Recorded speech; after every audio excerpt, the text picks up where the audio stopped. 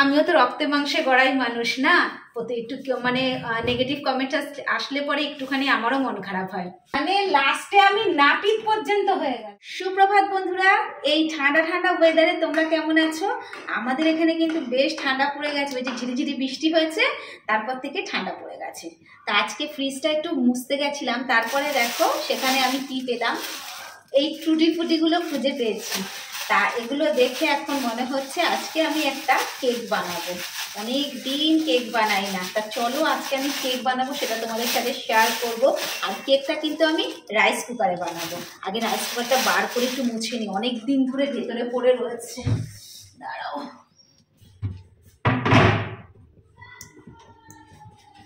তা চলো রাইস কুকারটা একটুখানি পরিষ্কার করে নিই, তারপর তোমার সঙ্গে কথা হচ্ছে। কিছু আমি রেডি করে নিয়েছি, দেখো কতটা করে। এবার হচ্ছে আমি ব্যাটারটা তৈরি করে নিচ্ছি, আর কতটা কি পরিমাণে দিচ্ছি আমি লিখে দেবো উপরে, তোমরা দেখে নিও, ঠিক আছে? আমি প্রথমে ময়দাটাকে চেলে নিচ্ছি, আর ময়দা এখানে আমি কিন্তু 1.5 কাপের মতন নিয়েছি। আর জানো তো এই রাইস কুকারটা আমাকে একজন গিফট করেছিল, তা যখন সে রাইস কুকারটা আমাকে দিয়েছে, তা আমি মনে মনে ভাবছিলাম যে এইটা কিন্তু আমার কোনো কাজেই লাগবে না, কারণ আমরা রাইস কুকারে ভাত খাই না, যেহেতু রাইস কুকারে মার গালা যায় না, এর জন্য কিন্তু আমরা প্রেশার কুকারেও কোনো দিন ভাত রান্না করি না। কিন্তু যবে থেকে রাইস কুকারে আমি কেক বানাতে শিখেছি, তবে থেকে কিন্তু আমার রাইস কুকারটা ভীষণ কাজে লাগে। কিন্তু জানো তো রাইস কুকারে খুব সুন্দর কিন্তু বাসন্তী পোলাও হয়, আমি কিন্তু পোলাও বানিয়েছি। আরেকটা জিনিস হয় জানো তো, মোমো হয়, মোমো স্টিম দেওয়া যায়, ভীষণ দারুণ সুন্দর মোমো হয়। কোনো এক সময় যদি রাইস কুকারে আমি মোমো করি, অবশ্যই তোমাদের সাথে আমি শেয়ার করব। তা বক বক করতে করতে তোমাদের বলাই হয়নি কি কি দিয়েছি। আমি ময়দাটা চেলে নিয়েছি, তার মধ্যে 1 চামচ বেকিং পাউডার দিয়েছি, সামান্য পরিমাণে বেকিং সোডা দিয়েছি, একটুখানি লবণ দিয়েছি, আর একটা ডিম ভেঙে দিয়েছি। এবার এর মধ্যে পরিমাণ মতন দুধ দিয়ে দেবো। দুধটা জানো তো মানে অল্প অল্প দিয়ে দিয়ে মেশাবো, আর দেখবো কতটা লাগে। প্রথমে 1 কাপ নিয়েছিলাম, আর তার মধ্যে আমি একটু তেল দিচ্ছি, সাদা তেল। তোমরা চাইলে বাটার দিতে পারো, কিন্তু আমি বাটার আছে, কিন্তু আজকে আমি তেল দিয়েই করলাম। তেলটা দিয়েছি 1 কাপের 1/3 ভাগ তেল দিয়েছি। তা আমার এখানে দুধটা একটু কম হয়ে গেছিলো, আমি আরও একটু দুধ নিয়ে খুব ভালো করে দেখো ব্যাটারটা বানিয়ে নিয়েছি। ব্যাটারটা কিন্তু আমার একদম রেডি। এবার এর মধ্যে আমি টুটি ফুটিগুলো দিয়ে দিচ্ছি। আমি 3 রকমের টুটি ফুটি ব্যবহার করেছি, হলুদ, সবুজ আর লাল। হলুদ না, এটা হচ্ছে অরেঞ্জ কালার। আর একটু কাজু কিশমিশ ছিল, সেটাও দিয়ে দিয়েছি। তারপর সুন্দর করে এটা মেখে নিয়ে আমি উপর থেকে কিন্তু আবার কিছুটা পরিমাণে টুটি ফুটি দিয়ে সাজিয়ে নেব, যাতে কেকটা দেখতে ভালো হয়। রাইস কুকারের বাটিটায় কিন্তু ননস্টিকের কোটিং করা আছে, এমনিতেই কেক বেরিয়ে যায়, কিন্তু তবুও আমি একটা কাগজ দিয়ে দিচ্ছি, আর একটুখানি তেল দিয়ে এটাকে একটু ব্রাশ করে নেব। আমার কিন্তু তেল ব্রাশ করার ব্রাশ আছে, কিন্তু আমি এত কুড়ে কে এখন ওটা বার করে ধোবে, তাই আমি হাত দিয়েই ব্রাশ করে নিয়েছি। আর ওই যে পিছনে আমার পোলা আর পোলার বাপে খেলা করছে। তা যাই হোক, এবার দেখো আমি ব্যাটারটা যে বানিয়েছিলাম, পুরো ব্যাটারটাই আমি বাটির মধ্যে ঢেলে দিলাম। তারপর ওপর থেকে আমি কিছুটা পরিমাণে টুটি ফুটি, কাজু কিশমিশ দিয়ে সাজিয়ে গুজিয়ে দিয়েছি, যাতে কেকটা দেখতে ভালো লাগে। তা চলো তোমাদের একটু দেখিয়ে দিই, এই দেখো এমন সাজিয়েছি। এবার আমি ঢাকনাটা দিয়ে তারপরে আমি প্লাগটাকে লাগিয়ে দেব। আর প্লাগটা লাগিয়ে কিন্তু আমি রাইস কুকারের সুইচটা অন করে দিচ্ছি। আর এই সুইচটা কিন্তু কিছুক্ষণ পরে বন্ধ হয়ে যাবে, তাতে কোনো সমস্যা নেই। বন্ধ অবস্থাতেই কিন্তু ভেতরে যতটা গরম থাকবে তাতেই কিন্তু কেকটা হয়ে যাবে। কেকটা বসিয়ে দিচ্ছি, ওটা হতে কম করে 35 থেকে 40 মিনিট লাগবে। আমার শুনু অনেকক্ষণ আগে উঠে গেছে। দুষ্টু, কি দুষ্টুমি হচ্ছে সোনা? ও পড়ে গেলে ওখান থেকে রিমোটটা পড়ে যাবে, আর তাহলে আর তুলতে পারবো না। কি গো, রিমোটটা নাও ওর হাত থেকে, ফেলে দেবে। সুযোগের সদ্ব্যবহার কিভাবে করতে হয় তোমরা যদি কেউ না জেনে থাকো, আমার বরের থেকে জানবে। ওর নাকি হাতে ব্যথা, দাড়ি কাটতে পারছে না, আমাকে বলছে একটু দাড়িটা কেটে দেবে। মানে লাস্টে আমি নাপিত পর্যন্ত হয়ে গেলাম। ঠিক আছে, দেবো গালগুল কেটে দেবো, ওখানে কাটতে গিয়ে বুঝবে। দেখো কি হবে, এভাবে কাটবো। চিপার প্রেসার এই হাতটা দিয়ে চামড়াটা এভাবে টানতে হবে। হ্যাঁ, চিপে দেবো।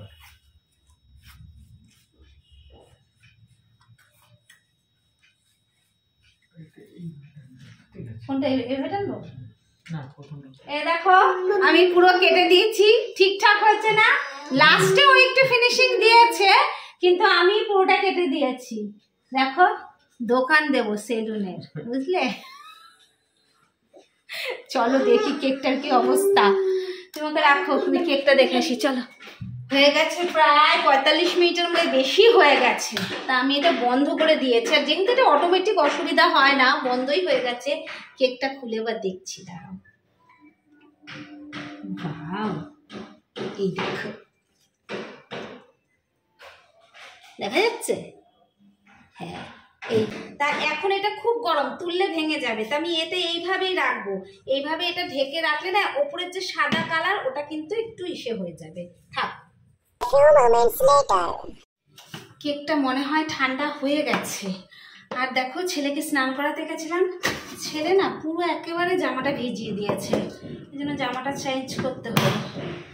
যাই হোক, দেখো পুরোপুরি এখনো শুকায়নি, তবে অনেকটাই শুকিয়ে, সরি পুরোপুরি এখনো ঠান্ডা হয়নি, তবে ঠান্ডা হয়েছে, বের করা যাবে। তবে একটা প্লেটে বের করে নি, বুঝলে? দাঁড়া, থাম্বনেইলের জন্য একটা ফটো তুললাম, বুঝলাম? এইবার দেখো, এবার এটাকে রিমুভ করছি।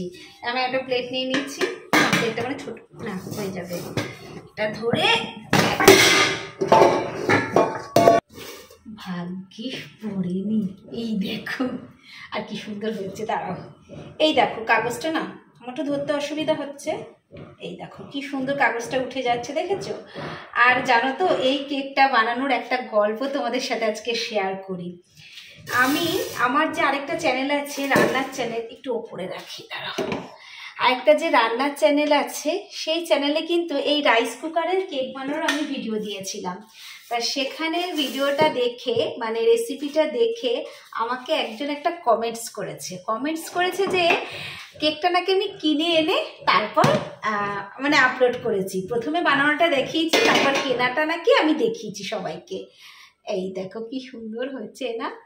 তাই আমার না প্রথমে কমেন্টসটা পড়ে একটু রাগ হয়েছিল। দেখো আমিও তো রক্তে মাংসে গড়াই মানুষ না, একটু মানে নেগেটিভ কমেন্ট আসলে পরে একটুখানি আমারও মন খারাপ হয়। তা কমেন্টসটা পড়ে আমার রাগ হয়েছিল প্রথমে, আমি কিছু উত্তর দিইনি, কিন্তু কিছুক্ষণ বাদে আমার খুব ভালো লাগলো। কেন জানো তো? কারণ যে দেখো আমার কেকটা তার মানে দেখতে কতটা ভালো হয়েছে, যে ওর দেখে মনে হয়েছে ওটা কেনা কেক। আর এটা যেহেতু অনেক দিন আগের ভিডিও, আমি যদি কমেন্টসটা খুঁজে পাই আমি অবশ্যই তোমাদের স্ক্রিনে দিয়ে দেবো। আর আমি ওই ভিডিওর থাম্বনেলটাও তোমাদের এখানে দেখিয়ে দিচ্ছি, মানে দিয়ে দেবো। থাম্বনেলটা তো অবশ্যই সামনে পাবো, দিয়ে দেবো, আমার ফোনেই আছে। আর কিন্তু কমেন্টসটা আমাকে খুঁজতে হবে, কারণ অনেক দিন আগে। কমেন্টসটা পেলেও দিয়ে দেবো, তোমরা পড়ে দেখো। তাই আমার কিন্তু কমেন্টসটা পড়ে, যদিও বা প্রথমে রাগ হলো, পরে কিন্তু বেশ ভালো লেগেছিল, যে কেকটা দেখে তার মানে বোঝো কতটা পারফেক্ট হয়েছিল। যাই হোক, দেখো এই কেকটা দেখে তোমাদের কেমন লাগে। তা চলো, কেকটা তো এখন খাবো না, কেকটা এখন ফ্রিজে রেখে দিই। আর সন্ধ্যার সময় যখন চা খাবো, চায়ের সাথে কেকটা খাবো, আর তখনই কিন্তু কেকটা কাটবো। চলো, সন্ধ্যার চা হয়ে গেছে, এবার কেকটা বার করি, কাটবো।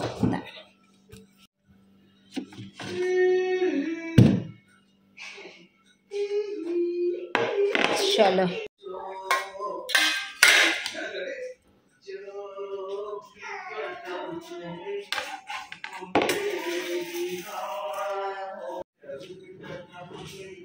কেমন জন্মদিন মনে হচ্ছে আমার আজকে, জানো তো, কেকটা কাটতে গিয়ে। চলো কেটে দেখো, কেকগুলো কেটে নিয়েছি। তা এতগুলো তো এখন খাবো না, রেখে দিই, আর ওগুলো নিয়ে যাবো বলতে সরি, ওগুলো খাবো চা দিয়ে। এই যে এটার মধ্যে রেখে দিলাম। চলো চাটা নিয়ে নিই। এই যে চা বেড়ে নিয়েছি, তার সাথে এই যে কেক নিয়েছি। চলো এবার ওই ঘরে। কি গো, চা চলে এসছে।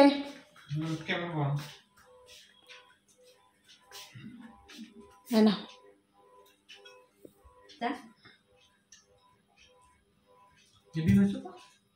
কি দিয়ে বানালে? আমি যখন বানাতাম ভালো তো, কালকে না দোকান থেকে কিনে নিয়ে এসেছিলাম 5 টাকা দিয়ে, কেক দোকানের দিয়ে অনেক ভালো। সেই তোমার ওই কেকটা একদম ভালো ছিল না, কিরকম শুকনো শুকনো, কিন্তু এটা খেতে ভালো হয়েছে। তবে আমি না ভ্যানিলা এসেন্স দিইনি, ভ্যানিলা এর জন্য একটা ডিম যে দিয়েছি, ডিমের একটা গন্ধ আসছে, কিন্তু ভ্যানিলা এসেন্স দিলে ওই গন্ধটা লাগবে না। আমার কাছে নেই ভ্যানিলা এসেন্স, শেষ হয়ে গেছে, তাই জন্য দিতে পারিনি, কিন্তু ভালোই হয়েছে খেতে।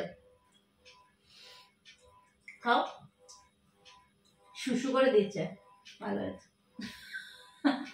ওটা মুছতে হবে। তা আজকের ব্লগটা এখানেই শেষ করছি, টাটা। হাত দিয়ে ওটা কি